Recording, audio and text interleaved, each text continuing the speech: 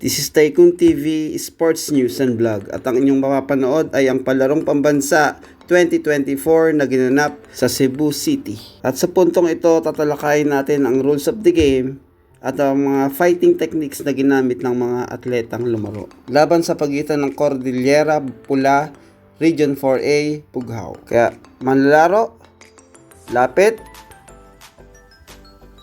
harap side sa nasa pagpugay, pugay.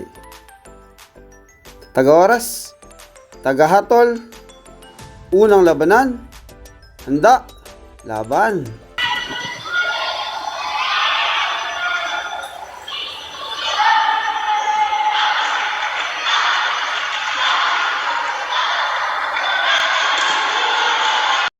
Unang puntos binigay sa pula at ang unang tumama at unang nakapuntos ay tinatawag na advantage point.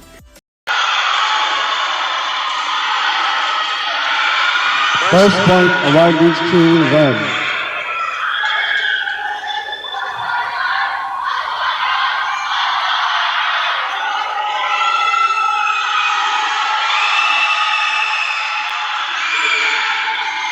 Sa full contact event, ang unang tumama ang siyang nakakakuha ng puntos kahit nakabawi pa yung kalaban. Kaya ang puntos ay binigay sa bughaw.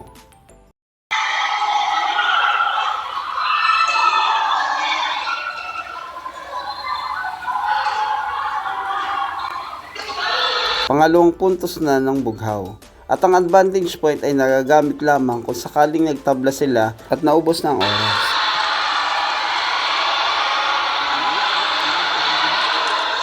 At pangatlong puntos na ng bughaw. At ang ating tatalakayin naman ngayon ay ang fighting techniques na ipinamamalas ng bughaw.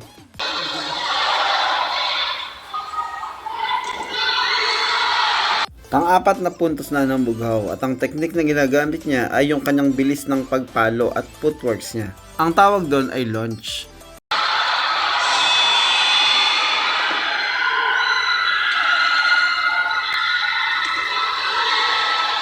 Kilamang puntos na ng bughaw at ang launch ay mabilis sa pagpalo sa pamamagitan ng pagsikad ng paa na nasa likuran upang mabilis ang dating ng kanyang pagpalo. Nagayo sa stop. Nagayo si Pula. Ang launch ay ginagamitan ng tamang timing at magandang footworks. May implement mo or may execute mo ang isang launch attack kapag ang footworks mo ay maganda or develop na yung mga muscles sa inyong mga paa upang maisagawa ang natasabing technique. Nilalarang bughaw, balik na.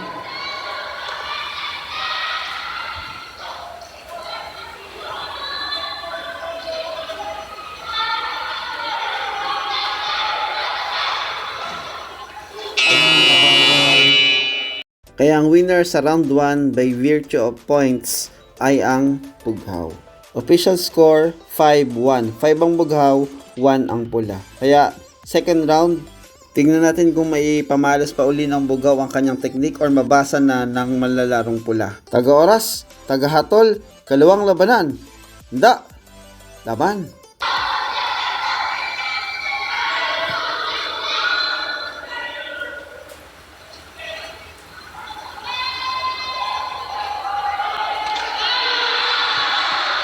Nakuha na ng bughaw ang kanyang unang puntos at siya ang nakakaroon ng advantage point o yung unang nakascore sa laban. Kung sakaling magtabla, siya yung mananalo.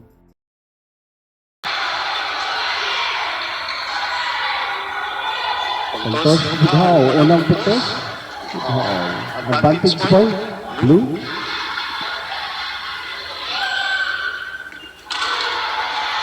Gumamit na rin sa wakas ng technique na launch yung pula. Ngunit, may maintain kaya niya ang technique na to or kaya siyang sabayan ng bughaw.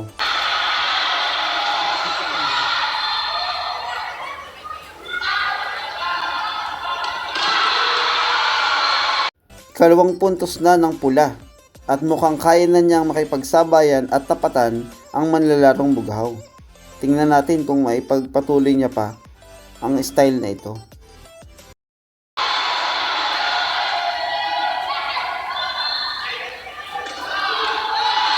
Pumuntos na ang bughaw, all 2. Bago mag-launch yung pula, sinasabayan na niya or inuunahan na niya ng launch, kaya siya ang nakakuha ng puntos.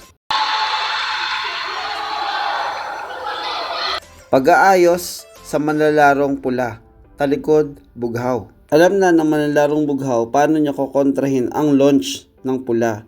Ginagawa niya, bago pa execute yung launch na technique, inuunahan na niya ito gamit ang kanyang speed.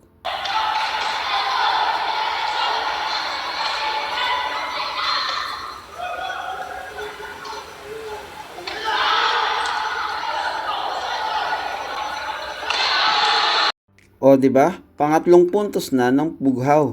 Kaya kayang-kaya na niya ngayon natalunin ng pula kasi alam na niya kung paano ito gagamitin.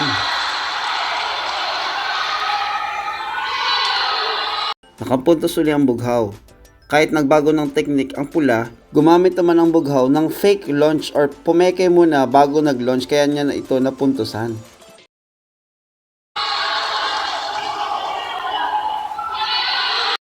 Nakapuntos uli ang bughaw.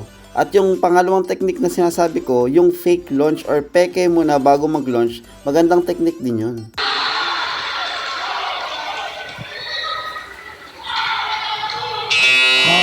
We have a winner of our second round.